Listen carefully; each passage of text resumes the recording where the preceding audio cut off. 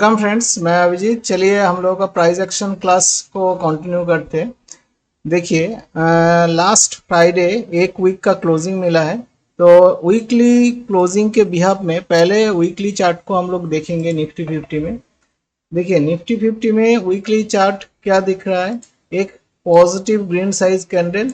And अगर आप लोगों ने मेरा लास्ट वीडियो नहीं देखा होगा तो जाके देख लीजिएगा। मैं बोल रहा था लास्ट वीडियो में कि प्राइस एक्शन के बिहाफ में कि अभी फॉल रुक जाएगा। ठीक है, तो देखिए अभी तो डाउनवर्ड्स मोमेंटम का फॉल रुक गया है एंड एक पॉजिटिव क्लोजिंग मिला है।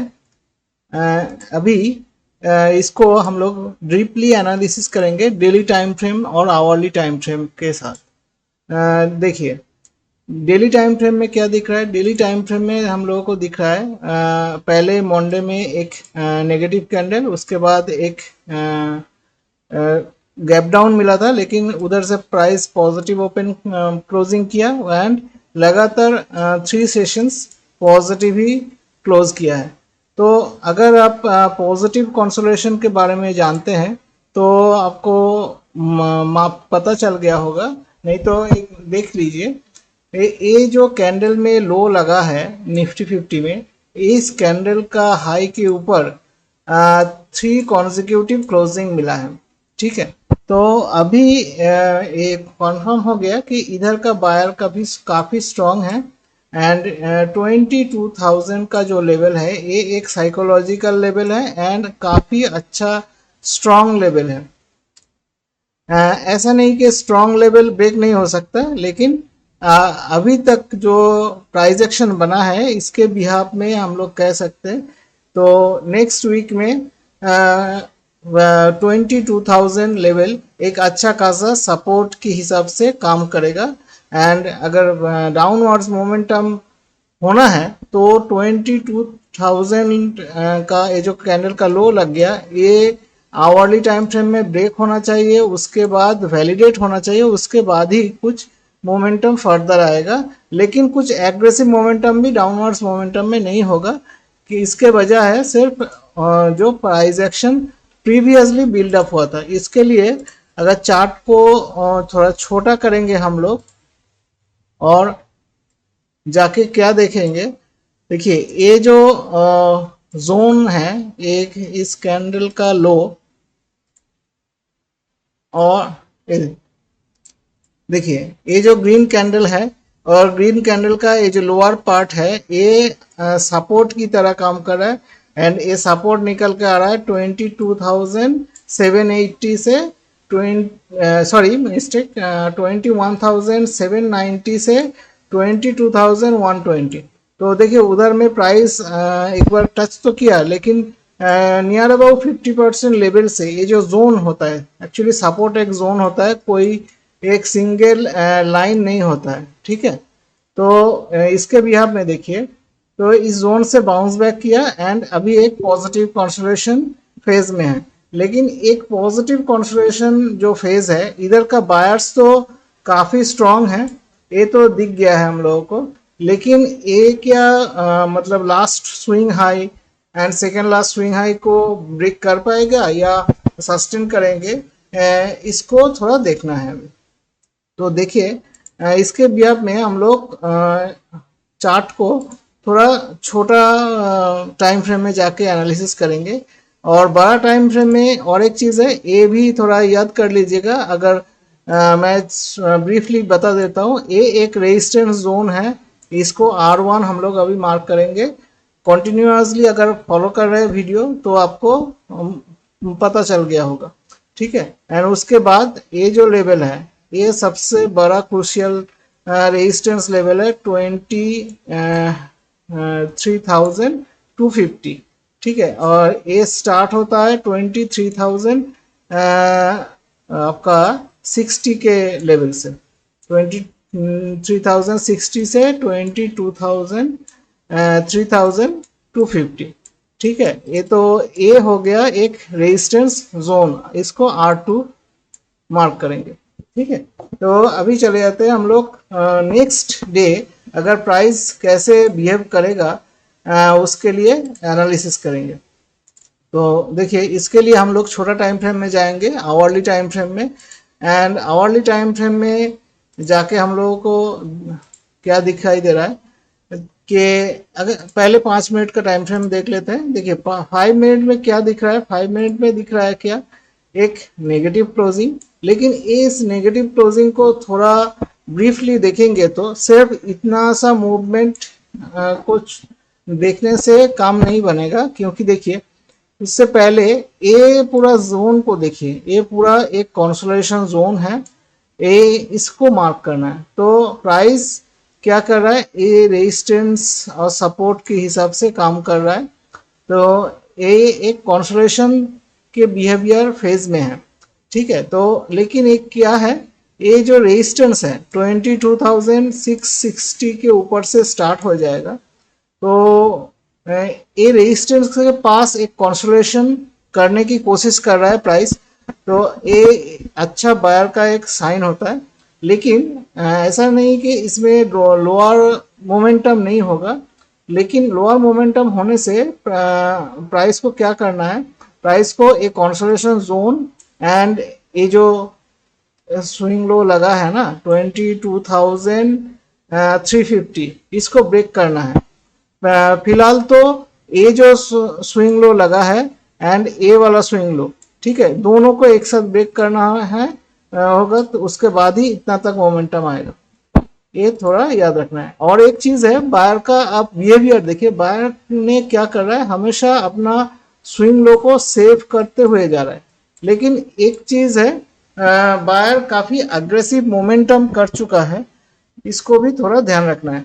तो बायर अगर नीचे में इतना बाइंग करेगा तो प्राइस को ऊपर जाके ब्रेक कर सकता है, लेकिन उससे पहले अगर प्राइस जाके डायरेक्टली इस रेजिस्टेंस लेवल को टच करेगा तो उधर से एक सेलिंग आने का चांसेस ज़्यादा है।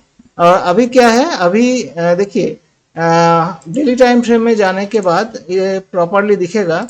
डेली टाइम फ्रेम में जाने के बाद क्या दिख रहा है, ये जो सेलिंग हुआ था, सेलिंग एग्रेसिव सेलिंग हुआ था, इसके वजह से वी शेप रिकवरी हो रहा है, ठीक है। तो इसको थोड़ा ध्यान रखना।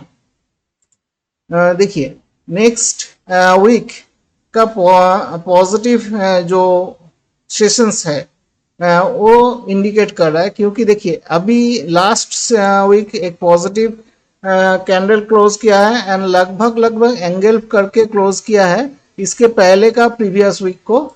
एंड अभी क्या है, प्राइस एकदम रेजिस्टेंस के पास जाके ट्रेड कर रहा है, ठीक है। तो आवरली टाइम फ्रेम में जाके थोड़ा और डिटेल में देखेंगे। आवरली टाइम फ्रेम में क्या दिख रहा है, आवरली टाइम फ्रेम में हम लोग जो दो रेजिस्टेंस लेवल मार्क किया था उसको थोड़ा अभी मार्क कर लेंगे। देखिए ये तो एक रेजिस्टेंस लेवल मार्क पहले ही हम लोग कर चुके हैं, एंड ये एक जो रेजिस्टेंस लेवल है इसको थोड़ा और मार्क करके रखेंगे, ये वाला लगभग, ठीक है। तो देखिए अगर नेक्स्ट ट्रेडिंग सेशन में प्राइस अगर कॉस्ट का ओपनिंग करता है, मतलब इसके अगल बगल में ही ओपन होता है, तो देखिए प्राइस को इधर कंसोलिडेट करके फिर जब रेजिस्टेंस ब्रेक होगा तो इधर से इधर तक प्राइस आसानी तो से जा सकता है, लेकिन पहली बार में पहली अटेम्प्ट में ब्रेकआउट देखना नहीं है, ठीक है। उधर से एक रिजेक्शन आएगा एंड रिजेक्शन में पहला है फास्ट स्विंग लो, ठीक है, एंड सेकेंड टारगेट है सेकेंड स्विंग लो। ऐसे करके टारगेट डिसाइड होता है। ये क्यों है, क्योंकि देखिए बायर्स तो इधर बाइंग करके बैठा है एंड उसकी इम्पैक्ट में प्राइस पहली बार टेस्ट करने जा रहा है किसी रेजिस्टेंस या किसी सेलर को, तो उधर से ब्रेकआउट अभी देखना नहीं है, अभी सेलिंग ही ऊपर से आएगा, तो सेल ऑन राइज कॉन्सेप्ट काम करेगा। एंड अगर किसी न्यूज़ की वजह से या किसी एग्रेसिव मोमेंटम की वजह से अगर प्राइस इसको ब्रेक भी करेगा तो इसके ऊपर जा नहीं सकता, क्योंकि ये सबसे बड़ा रेजिस्टेंस जोन है। क्योंकि देखिए इधर का जो सेलर है, पकड़ लीजिए S1 है, S1 अपना प्राइस को इधर शिफ्ट करके रखा है। तो अगर इन लोग इधर प्राइस को नहीं रोकेंगे तो इधर जरूर रोक लेंगे, ठीक है। तो रेजिस्टेंस का बिहेवियर आपको पता होना चाहिए। रेजिस्टेंस का बिहेवियर ऐसा होता है कि अगर नीचे से आप बाइंग करते हुए आ रहा है तो रेजिस्टेंस के पास आके कंसोलिडेट करना चाहिए। अगर कंसोलिडेट करता है तो प्राइस में अच्छा खासा डिमांड क्रिएट होता है एंड उसके वजह से इधर का जो सप्लाई है, ठीक है, वो सप्लाई कट जाएगा एंड उसके वजह से प्राइस में डिमांड क्रिएट होगा एंड प्राइस अपवर्ड मूव करेगा एंड वो जो डिमांड को फुलफिल करने के लिए प्राइस ऊपर जाएगा।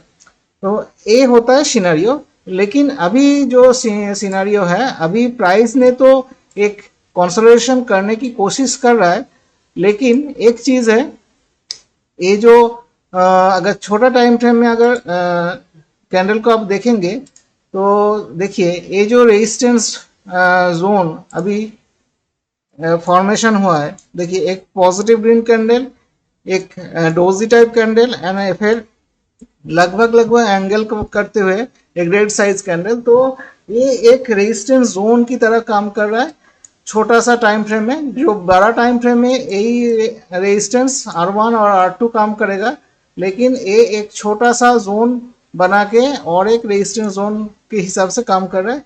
तो पहले इसको काटना पड़ेगा, उसके बाद इधर जाएगा। लेकिन ये बड़ा सप्लाई रेंज है जो पहले गैप डाउन करके प्राइस को सस्टेन कराया था, तो इसको इधर से अभी रिवर्सल ही देखना है। अगर इधर से कोई रिवर्सल आता है छोटा टाइम फ्रेम में तो पहला टारगेट इसका ए वाला होगा 22,500 एंड अगर 22,500 के बाद अगर प्राइस कॉस्ट ओपनिंग करके ऐसे करके जाता है तो पहला टारगेट आपका ऊपर से सेलिंग आने के टाइम पे इस कैंडल का हाई को पहला स्विंग लो मान के चलिएगा, ठीक है, क्योंकि यही है उसी टाइम पे पहला स्विंग लो बनेगा एंड ये swing low second swing low होगा। तो उस टाइम पे 22,600 एक सपोर्ट बनेगा एंड उसके बाद 22,500 के आसपास एक सपोर्ट बनेगा। अगर दोनों एक साथ ब्रेक हो जाएगा तो प्राइस ए जोन तक आएगा, इस कैंडल का जो डिमांड है इधर तक आएगा, ठीक है। तो प्राइस को ऐसे एनालिसिस किया जाता है सपोर्ट रेजिस्टेंस के बिहेव में। तो डाउनवर्ड्स मोमेंटम में ऐसा लेवल डिसाइड हो रहा है एंड अगर अपवर्ड मोमेंटम करेगा तो अपवर्ड मोमेंटम में देखिए इधर से तो पहला अटेम्प्ट में सेल ऑन राइज ही देखना है एंड उसके बाद भी अगर आपको लगे कि प्राइस ऊपर जा रहा है, ऐसा कुछ चांसेस तो अभी नहीं है। फिलहाल आपको बताने के लिए बोल रहा हूँ, सिखाने के लिए बोल रहा हूँ। जो सेल ऑन राइज ही कॉन्सेप्ट में ही चलेगा, लेकिन अगर इस किसी वजह से रेजिस्टेंस ब्रेक होता है तो इधर से एक एग्रेसिव सेलिंग आएगा जो इस बायर का जो नीचे से डिमांड है वो अगर कट सकता है, ठीक है। तो ऐसा नहीं चाहेगा इधर का जो बायर्स है वो पहले इधर के आके अगर रेजिस्टेंस भी ब्रेक करेगा तो उधर सस्टेन करना पड़ेगा एंड सस्टेन के बाद अगर इस लेवल तक जाएगा तो ही अच्छा खासा ब्रेकआउट माना जाएगा। उससे पहले कुछ ब्रेकआउट को अच्छा या पॉजिटिव ब्रेकआउट नहीं माना जाएगा, ठीक है। तो गाइज ये रहा निफ्टी 50 का प्राइस एक्शन एनालिसिस। अभी हम लोग चले जाएंगे बैंक निफ्टी में। बैंक निफ्टी में देखिए बैंक निफ्टी तो काफी स्ट्रॉन्ग चार्ट के ऊपर दिख रहा है एज कंपेयर टू निफ्टी, क्योंकि देखिए ये जो सपोर्ट रेंज हम लोगों ने मार्क किया था, पहले इसको एक बार काटा गया था, फिर जो बायर्स है बैंक निफ्टी का उसको उसी रेंज के आके एंड उसके रेंज के ऊपर अभी प्राइस ट्रेड कर रहा है लगभग, ठीक है। तो देखिए ये अगर है, देखिए एकदम से दिखाई दे रहा है। और ये जोन कौन सा है, इसको पहले एक बार वीकली टाइम फ्रेम में देख लेते हैं निफ्टी बैंक निफ्टी को। तो बैंक निफ्टी को अगर वीकली टाइम फ्रेम में देखेंगे तो एक न्यूट्रल डोजी टाइप का कैंडल दिख रहा है। देखिए ये देखिए न्यूट्रल डोजी कैंडल दिख रहा है एंड डोजी कैंडल और ये जो लोअर साइड का जो लिक्विडिटी है वो भी उठाते हुए एक कैंडल का फॉर्मेशन हुआ है। तो ये जो लोअर वीक है ये सपोर्ट की तरह काम करेगा पूरा एंड ये अपर वीक ये थोड़ा रेजिस्टेंस की तरह काम करेगा नेक्स्ट वीक में। लेकिन ये रेजिस्टेंस कहाँ तक होगा, इधर तक होगा 49,000 तक। ये वीकली चार्ट में अभी फॉर्मेशन में दिख रहा है, ठीक है। एंड सपोर्ट इधर तक काम प्ले करेगा 47,900 के आसपास, ठीक है। एंड अभी अगर डेली टाइम फ्रेम में हम लोग चार्ट को देखेंगे तो डेली टाइम फ्रेम में क्या दिख रहा है, डेली टाइम फ्रेम में हम लोगों को दिखेगा एक डोजी कैंडल, लेकिन जिसका अपर विक बड़ा है। लेकिन ये इसका मतलब ये नहीं कि ये सेलॉन मतलब अभी सेलिंग आएगा, हार्ड सेलिंग आएगा, प्राइस और भी लो लगाएगा, ऐसा नहीं है। इसका सिर्फ एक ही वजह है, क्योंकि देखिए इधर जब लो लगा था इस कैंडल में, इसके बाद पॉजिटिव कंसोलिडेशन हुआ था, फिर ऊपर गया प्राइस फिर नीचे आया एंड अभी नीचे का एक लिक्विडिटी थोड़ा उठा के स्वीप करते हुए ऊपर जा रहा है। एंड ये जो गैप में हम लोग S1 मार्क करके बैठे थे, देखिए वो डेली टाइम फ्रेम में तो ब्रेक नहीं हुआ, ये गैप डाउन से ब्रेक करने की कोशिश किया, फिर बायर ने ऊपर उठा दिया। तो ये लेवल काफी स्ट्रॉन्ग सपोर्ट की तरह काम कर रहा है, तो इसको थोड़ा ध्यान रखना है, ठीक है। एंड इसके बाद हम लोग क्या देखेंगे, आवरली टाइम फ्रेम में जाके देखेंगे एंड 5 मिनट टाइम फ्रेम में भी जाके देखेंगे। 5 मिनट टाइम फ्रेम में पहले देख लेते हैं, थोड़ा आपको क्लैरिटी से समझ में आएगा। देखिए 5 मिनट टाइम फ्रेम में क्या एक नेगेटिव कैंडल दिख रहा है, लेकिन ऐसा क्या सही है ना, सही नहीं है। थोड़ा और जाके अगर देखेंगे तो क्या दिख रहा है, एक कंसोलिडेशन दिख रहा है। देखिए ये एक कंसोलिडेशन जोन है एंड कंसोलिडेशन कब से बढ़ रहा है, फिफ्थ से, फिफ्थ सिक्स्थ सेवेंथ, 3 डेज का एक कंसोलिडेशन जोन के अंदर ही प्राइस ट्रेड कर रहा है। एक बार ऊपर जाने की कोशिश किया था, लेकिन सेलर ने नीचे भेज दिया, फिर वो नीचे से बायर बाई कर रहा है। मतलब ये जो रेंज है, अगर प्राइस इस रेंज के अंदर और 1-2 दिन या 1 हफ्ता ट्रेड करे तो प्राइस में इतना कॉम्प्रेशन आएगा कि इधर ऊपर अपर साइड मूव करेगा या डाउन साइड मूव करेगा। अगर अपर साइड ब्रेक होता है तो बायर्स विन कर जाएगा एंड डिमांड की वजह से ऊपर मूव करेगा प्राइस। एंड अगर ये लो ब्रेक हो जाता है, लोअर उसके बाद रिटेस्ट के बाद वैलिडेट होता है तो डाउनवर्ड्स मोमेंटम होगा। लेकिन इधर भी एक ट्विस्ट है, अगर वैलिडेट होने के बाद फिर से अगर प्राइस अंदर आ जाएगा तो इधर लॉन्ग का अच्छा खासा पोजीशन बनता है, क्योंकि देखिए एक कंसोलिडेशन जोन हमेशा बायर का बिहेवियर होता है। लेकिन किसी किसी टाइम पे क्या होता है, एक छोटा सा जो छोटा बायर जो है ना, तो वो लोग खरीदारी तो कर रहा है, लेकिन उनका सिर्फ खरीदारी से प्राइस में उतना डिमांड नहीं बढ़ रहा है। तो दूसरा जो बायर्स इंटरेस्टेड है वो लोग चाहता है कि थोड़ा सा और डिस्काउंट मिल जाए, तो उस टाइम पे क्या करता है, वो जो बायर्स खरीदारी कर रहे थे वो लोग तो अपना स्ट्रेंथ दिखा दिया, प्राइस को होल्ड कर दिया 3 डेज। मतलब इन लोगों के पास अच्छा खासा पैसा है, लेकिन वो लोग क्या कर रहे हैं, और 1-2 बायर्स को अट्रैक्ट करने की कोशिश के टाइम पे क्या करता है, प्राइस को एक बार ब्रेक होने देता है। उस टाइम पे और जो बायर्स था वो लोग इंटरेस्टेड हो जाता है, फिर वो लोग भी खरीदारी करता है एंड इस जोन का जो बायर्स है वो लोग भी खरीदारी करके प्राइस को फिर अंदर लेके आ जाएगा एंड उसके बाद अच्छा खासा अपवर्ड्स मोमेंटम होगा। ये इसको कहते हैं लिक्विडिटी स्वीप, ठीक है, लिक्विडिटी स्वीप। ये लिक्विडिटी स्वीप को आपको अच्छे से पता होना चाहिए, नहीं तो आप फंस जाइएगा। एंड अभी देखिए आवरली टाइम फ्रेम में हम लोग जाएंगे। आवरली टाइम फ्रेम में क्या दिख रहा है, आवरली टाइम फ्रेम में भी एक बड़ा कंसोलिडेशन ही दिख रहा है। देखिए जो 5 मिनट टाइम फ्रेम में छोटा करके चार्ट को देखना पड़ता था, अभी आवरली टाइम फ्रेम में देखिए ये भी एक कंसोलिडेशन जोन है एंड कंसोलिडेशन की वजह से ही प्राइस रुका हुआ है। तो पहले इधर एक कंसोलिडेशन हुआ था, उसके बाद ब्रेकआउट हुआ था, फिर से कंसोलिडेशन हुआ है। अभी भी अगर ब्रेकआउट होगा फिर इधर एक कंसोलिडेशन होने का चांसेस है। मतलब क्या रिपीटेशन ऑफ प्राइस एक्शन होगा। अभी देखिए ऐसे ही करते हुए प्राइस अपसाइड मोमेंटम करेगा। इसका देखिए एक चीज है, ये कंसोलिडेशन जब हो रहा है तो इसका अभी सिर्फ एक अच्छा खासा रेजिस्टेंस लेवल हम लोगों ने जो वीकली फॉर्मेशन में मार्क किया उसको एक बार मार्क कर लेते हैं। एंड वो है, देखिए ये जो रेजिस्टेंस लेवल है, पहले इसको एक लाइन से मार्क करते हैं। एंड और एक रेजिस्टेंस लेवल है ये, ठीक है। तो देखिए अभी आवरली टाइम फ्रेम में हम लोग आ जाएंगे। आवरली टाइम फ्रेम में क्या दिख रहा है, देखिए ये जो रेजिस्टेंस लेवल है, ये 2 वीक्स का हाई का रेजिस्टेंस लेवल है, ये सबसे स्ट्रॉन्ग R1 अभी तक है एंड इसके बाद स्ट्रॉन्ग R2 है, ठीक है। दोनों एक साथ ब्रेक होगा तो पॉजिटिव मोमेंटम एग्रेसिव हो जाएगा, लेकिन ऐसा अचानक से नहीं होगा, क्योंकि देखिए बैंक निफ्टी में जो हेवियर स्टॉक्स है उन सभी में बाइंग होना चाहिए एंड उन सब में पैसा धीरे धीरे एक्यूमुलेट होता है, धीरे धीरे इन्वेस्ट किया जाता है, एक ही टाइम पे इतना पैसा डाला नहीं जाएगा, ठीक है। तो क्योंकि देखिए SIPs है, सब कुछ है, सभी के हिसाब से ही तो प्राइस बढ़ेगा।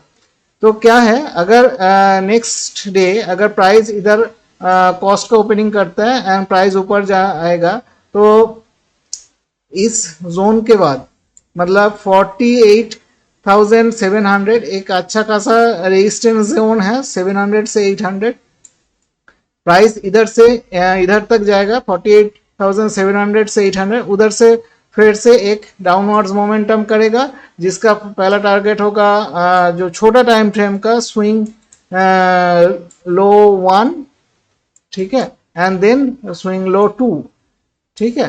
तो इसके हिसाब से प्राइस आएगा। अगर किसी वजह से अगर प्राइस गैप डाउन करता है फिर अंदर आ जाता है, तो मान के रखिए तो इधर से प्राइस पहला टारगेट इस रेजिस्टेंस का हाई होगा, अगर इस रेजिस्टेंस का हाई ब्रेक होता है एंड सस्टेन करता है तो इस इधर तक जाएगा, 49,000 तक प्राइस जा सकता है। तो ये रहा अपवर्ड एंड डाउनवर्ड्स मोमेंटम का एक बैंक निफ्टी का एनालिसिस। फिलहाल के लिए एक चीज है जो आपको कंसीडर करना है, बैंक निफ्टी काफी स्ट्रांग है एंड कंसोलिडेशन कर रहा है, तो अभी जो सिनारियो है अभी सिर्फ सपोर्ट एंड रेजिस्टेंस को ही आपको मार्किंग करके रखना है, उसी के बिहाफ में ही प्राइस मोमेंटम करेगा। ऐसा नहीं कि सपोर्ट को ब्रेक होने देखना है या रेजिस्टेंस को ब्रेक होने देखना है, ऐसा सिनेरियो अभी नहीं है, क्योंकि देखिए ये सपोर्ट ब्रेक होगा तो इधर का एक सपोर्ट जोन है, ठीक है। तो कंसोलिडेशन फिर से कंसोलिडेशन करके प्राइस ऊपर जा रहा है, तो ये अच्छा बायर्स का साइन है। तो इसके बिहाफ में सिर्फ सपोर्ट रेजिस्टेंस ही प्ले होगा एंड उसी के हिसाब से ही आपको प्राइस एक्शन को देखना है।